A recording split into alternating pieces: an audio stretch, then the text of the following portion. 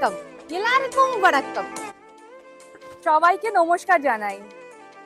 अंडमान का सभी fashion lovers, गोइंकास लाया है फिर से अंडमान का सबसे बड़ा सेल।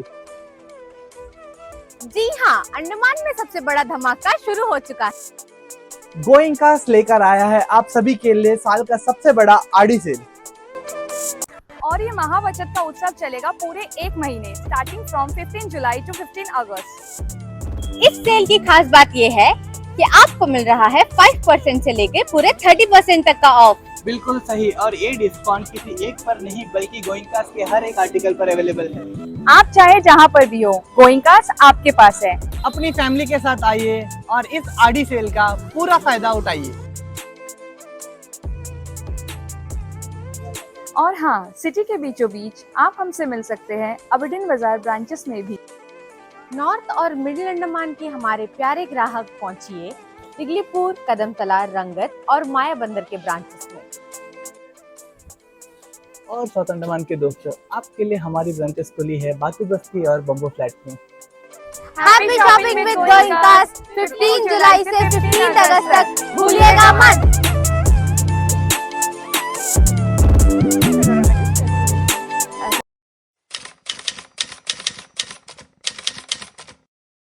नमस्कार, निकोबार टाइम्स में आपका स्वागत है। आज हमारे साथ मिस्टर ES राजेश जी जुड़े हुए हैं, जो कि कैम्बल पे ग्रेट निकोबार आइलैंड के प्रमुख हैं पंचायत समिति के। सर, आपसे जानना चाहेंगे, कैम्बल पे ग्रेट निकोबार में आए दिन जो है कुछ ना कुछ सामान का जो है कमी होता रहता है। अभी प्रेजेंटली LPG क्राइसिस जो है वो ग्रेट निकोबार आइलैंड में चल रहा है। इससे पहले फ्यूल क्राइसिस हुआ था, और कभी कभी तो ऐसा होता है कि जो एसेंशियल कमोडिटीज है खाने पीने का भी, वो भी जो है मार्केट में अवेलेबल नहीं होता। साथ ही साथ लोगों को हमेशा परेशानी होता है अपने सामान को जो है बाकी एरिया से, मतलब कि खास करके श्री विजयपुरम से कैम्बल बे में ट्रांसपोर्ट करने के लिए, और मेनलैंड से भी सामान जो है इजीली कैम्बल बे जो है पहुंच नहीं पाता है। और ये सब कार्गो शिप्स की वजह से जो हो रहा है, प्रॉपरली कार्गो शिप शेड्यूल नहीं होता, या जो कार्गो शिप चलता है वो जो है कभी डेंजरस कार्गो नहीं ले सकता, कभी कोई टाइप का कार्गो नहीं ले सकता। इस तरह का बहुत सारे इश्यूज कैम्बल पे ग्रेट निकोबार में आता है, और आज से नहीं सालों से आ रहा है, और लोग जो है इसको यहाँ पर जो है झेल रहे हैं। तो इसके बारे में आपको क्या कहना है सर, किस तरह का सोल्यूशन जो है वो निकाला जा सकता है इस सारे प्रॉब्लम को सॉल्व करने के लिए? सर नमस्कार, निकोबार टाइम्स को बहुत बहुत धन्यवाद। जो आज ये जो मुद्दा आपने सामने लेकर आए, ये बहुत ही एक सेंसिटिव इशू है, खास करके हमारे जो निकोबार डिस्ट्रिक्ट के सारे आइलैंड को, कैम्बल बे का तो है ही है, सारे आइलैंड्स के लिए बहुत बड़ा ज्वलनशील मुद्दा है। क्योंकि देखिए, पिछले 20-21 साल हो गया एज ए PRA मैं भी कैम्बल बे का हूँ कंटिन्यूअसली, और हर एक समय में ये इस मुद्दा को उठाया हूँ कि जो शिपिंग लाइन है, इस शिपिंग लाइन को लेकर के पूरे के पूरे अंडमान के जितने भी इंटर आइलैंड के लोग हैं वो नाखुश हैं। लेकिन बहुत धन्यवाद के पात्र भी है। मैं DSS को और प्रशासन को धन्यवाद भी करूंगा जरूर, क्योंकि पिछले मतलब एक साल से बोले या पिछले कुछ सालों से बोले कि कैम्बल बे में जो पैसेंजर वेसल है, इसका जो हमारा मांग था कि इसका एक शेड्यूल पहले से फिक्स होना चाहिए, वीकली 1 शिप होना चाहिए, और उसका 1 महीना पहले ही शेड्यूल निकालना चाहिए। उसके लिए प्रशासन और जो DSS ने जो काम किया है सराहनीय है, और ये बहुत ही हम इसका स्वागत करते हैं और धन्यवाद भी करते हैं, वो तो बढ़िया है। लेकिन सर देखिए, इसमें बात ऐसा है कि केवल पैसेंजर वेसल को आप ठीक से चला दें, और पैसेंजर जो लोग हम कैम्बल बे में या फिर निकोबार कचाल कमोटा में रहते हैं, इनके लिए बाकी जो एसेंशियल कमोडिटीज है, इसको तो आप लाने का कोई सुविधा प्रशासन के द्वारा, DSS के द्वारा आज भी पुख्ता एक समाधान इसका आज तक निकाला नहीं गया। बहुत ही मतलब एक क्या बोले कि एक नाखुश होने का एक बहुत बड़ा मुद्दा है। जैसे कि देखिए, यहाँ पे एक चुगलम शिप कार्गो के नाम में रखा हुआ है, जिसको कि सुचारू रूप से एक प्लान्ड वे से आज तक DSS इसको चला नहीं पाया, जो कि बहुत एक अच्छा वेसल है, जिसको आप एसेंशियल कमोडिटीज के लिए, और जहां जहां दूर दराज के एरिया है, यहाँ पे कुछ अगर कठिनाई हो गया, कुछ जरूरत है, तो इसको चला सकते हैं। लेकिन मैं मानता हूं कि इसका प्लानिंग टोटली DSS या प्रशासन इसको कर नहीं पाया। साथ ही साथ देखिए, जो आज ये जो वेसल नालंदा हो, सिंधु हो, ये शिप जो आते हैं कैम्बल बे हो, उसमें कंटेनर का फैसिलिटी है, 10 कंटेनर उसमें ले सकते हैं। लेकिन इस कंटेनर में हम 20 टन का माल लेके आ नहीं सकते हैं। इसका रीजन क्या है क्योंकि जो जहाज में जो क्रेन है वो 20 टन को उठा के नहीं रख सकता नीचे में, क्योंकि उसका कैपेसिटी नहीं है। और कैम्बल बे में शोर क्रेन नहीं होने की वजह से वो 20 टन ला भी नहीं पाता, क्योंकि लाएगा तो उतारेगा कैसे उसको। तो चलिए 10 टन लाता है। अब 10 टन 10 कंटेनर को पूरा दे तो कम से कम ये हमारा जो कचाल कमोटा और कैम्बल बे को जो टच करके आता है यहाँ पूरा हो सकता है।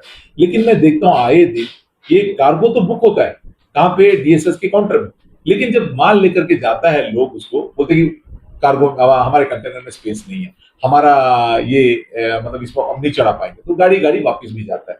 तो बुकिंग का सिस्टम क्या है आज भी हम इसको समझ नहीं पा रहे।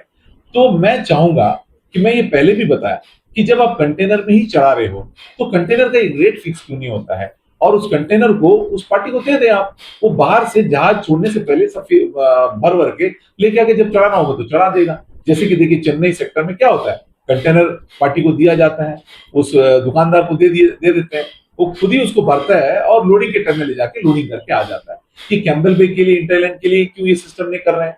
मैं तो बहुत दिनों से बोल रहा हूँ कि आप इसका रेट फिक्स करिए, क्योंकि मेनलैंड चेन्नई और पोर्ट ब्लेयर का सेक्टर में आपका रेट फिक्स है, पर कंटेनर का क्या रेट है। आप कैम्बल बे का कंटेनर का रेट देखिए, आप आधा ही कंटेनर माल ले रहे हैं और उसके हिसाब से आप फिक्स कर दीजिए ना, तो बाहर में माल वो भर करके जो आपका 10 टन की कैपेसिटी है उसके हिसाब से बराबर ला के वहां पे दे सकता है। और इसमें ये जो ओवर कार्गो बुकिंग और कार्गो अंदर आने के बाद आप बाहर लेके चले जाओ, आपका कार्गो नहीं चढ़ाएंगे, ये सब करने का तो जरूरत ही नहीं पड़ेगा। लेकिन ये भी एक मतलब एक प्रॉब्लम को क्रिएट और इश्यूज को क्रिएट करता हुआ मेरे को नजर आ रहा है और उसको समाधान करता हुआ नजर नहीं आ रहा है। देखिए इसमें क्या होता है, अगर कार्गो बुकिंग जो कर लिया है और वो लेके जाता है वापिस उसको चढ़ाने नहीं पाता और वापस लेके आता है, तो कॉस्ट ऑफ जो मटेरियल तो बढ़ जाता है ना। अगली बार उसको ला करके वो कैम्बल में बेचेगा तो ज्यादा रेट में बेचेगा, उसको तो नुकसान हो गया। अब वो उसका अल्टीमेटली सफरर कौन है? कंज्यूमर है, और सबको महंगा मिलेगा सामान। तो इस तरह के जो इश्यूज को क्रिएट करने के बजाय इसका समाधान निकालने का रास्ता आज भी प्रशासन, डीएसएस खास करके इसको नहीं निकाल रहा। मैं इनसे निवेदन करता हूं कि सर इसका एक प्रोग्राम बनाइए, इसके लिए ये जो इसको समाधान कैसा कर सकता है इसका एक प्रोग्राम चार्ट करिए और इसको स्टेक होल्डर के साथ बैठ करके मीटिंग करके कैसा इसको किया जा सकता है, तुरंत इसका एक रास्ता निकालना। और खास करके कंटेनर का रेट फिक्स होना चाहिए ताकि उसमें 10 टन का माल अपना डाल के लेकर आएगा, जो माल डाल सकते हैं, जो मतलब जैसा उसका नॉर्म्स होता है उसके हिसाब से भर के लेके आए, जैसे चेन्नई और पोर्ट ब्लेयर में चलता है। तो इसलिए इसका एक रास्ता निकालना चाहिए। साथ ही साथ सर मैं बहुत सालों से बोल रहा हूँ कि इस शिप में बहुत अच्छा शिप है नालंदा सिंधु, अच्छा नया वेसल है, इसमें रीफर कंटेनर का फैसिलिटी आप लोग बिल्कुल नहीं दिए हैं।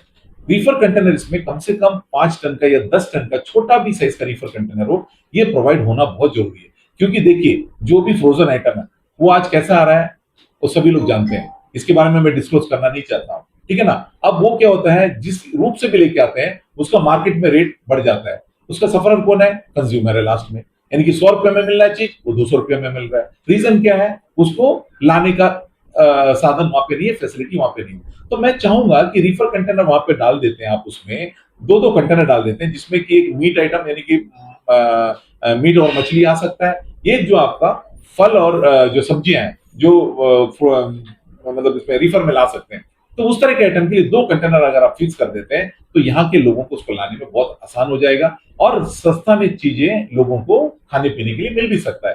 तो इसलिए ये बहुत पहला हमारा बहुत पुराना डिमांड है, इसको ला दें तो बहुत ही अच्छा रहेगा। इससे और एक फायदा हो सकता है, जैसे कि कैम्बल बे में मछुआरा भाई जो हमारा है मछली बहुत पकड़ते हैं, लेकिन वो मच्छी को लेके नहीं जा पाते हैं पोर्ट ब्लेयर तक, या फिर अगर यहाँ से जाता कचाल तक भी या कमोटा तक देने नहीं पाते हैं, क्योंकि क्या करें यहाँ में रीफर कंटेनर का फैसिलिटी नहीं है। वो वेट करते हैं सेंटिनल या चौरा कभी आता है या फिर कालीघाट आता है, तो उसमें वो बॉक्स में ही भर के बेचते हैं, तो उसमें उनको नुकसान भी ज्यादा होता है, मछली खराब भी होती है और कॉस्ट भी बढ़ जाता है। अगर रीफर कंटेनर आप देंगे तो उसका कॉस्ट भी कम होगा और मछली खराब भी नहीं होगा और वहां से आते समय हमारा फ्रोजन आइटम खराब नहीं होगा और लोगों को सस्ता में मिल सकता है। तो इसलिए मैं डीएसएस से यही चाहूंगा कि आप ये वाला फैसिलिटी भी उसमें अगर है नहीं तो उसको कैसे ला सकते हैं, उसको कैसे सर्वेयर से पास कर सकते हैं, ये तो आप जानते हैं। इसके बारे में शिपिंग लाइन के बारे में हम कुछ जानते नहीं, तो वैसा चीज कर दिया जाए तो यहाँ के लोगों का, फिशरमैन को भी फायदा होगा और कंज्यूमर को भी फायदा होगा और दुकानदारों को भी इससे फायदा होगा।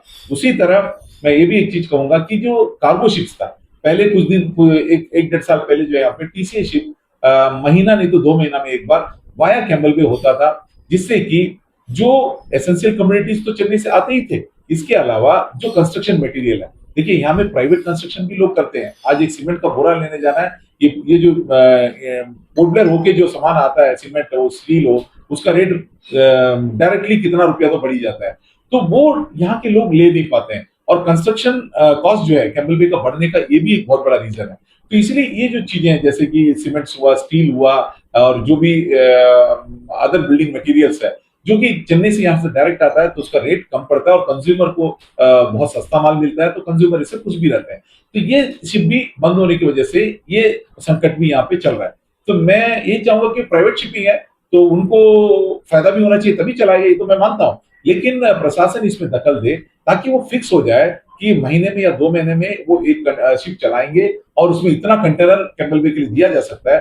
तो उसके अकॉर्डिंगली यहाँ के जितने भी दुकानदार हो या फिर प्राइवेट जो अपना घर वाले हो, अपना सामान लाना चाहते हैं या गाड़ी लाना चाहते हैं, जो भी होगा वो अपने हिसाब से उसको प्लान करेंगे और उनको ज्यादा से ज्यादा कार्गो देने का जरूर यहाँ के लोग काम करेंगे। तो उसके लिए भी एक मीटिंग उनके साथ में बुलाए और स्टेक होल्डर के साथ में बुलाए और इसको दोबारा चला दिया जाए, तो ये बहुत ही अच्छा कैंबल बे के लिए होगा। तो इसलिए मैं चाहूंगा कि ये चीज भी होना चाहिए।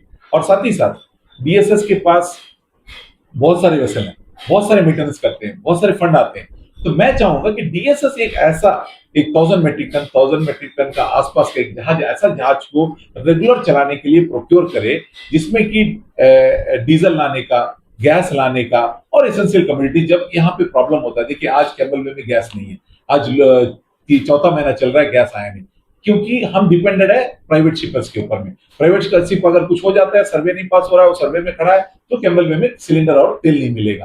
तो ऐसे स्थिति में इसको कंट्रोल करने के लिए, इसको इस समस्या को समाधान करने के लिए डीएसएस के पास एक शिप जरूर होना चाहिए, क्योंकि डीएसएस का शिप इसलिए मैं चाहता हूँ, कैंबल बे केवल नहीं, कचाल, कमोटा, चौरा, तेरसा, कार निकोबार, ये पूरे निकोबार डिस्ट्रिक्ट में हमेशा ये प्रॉब्लम ही प्रॉब्लम है। इसको समाधान इससे आराम से निकाल सकते हैं। इसलिए मैं चाहूंगा कि जितना पैसा, बहुत सारा पैसा खर्चा होता है डीएसएस में, फंड्स एलोकेशन होता है, तो ये जहाज क्यों नहीं खरीद सकते हैं? ऐसा खरीदेंगे तो यहाँ का ये समाधान, ये जो समस्या का समाधान बखूबी इसको मतलब समाधान कर सकते हैं।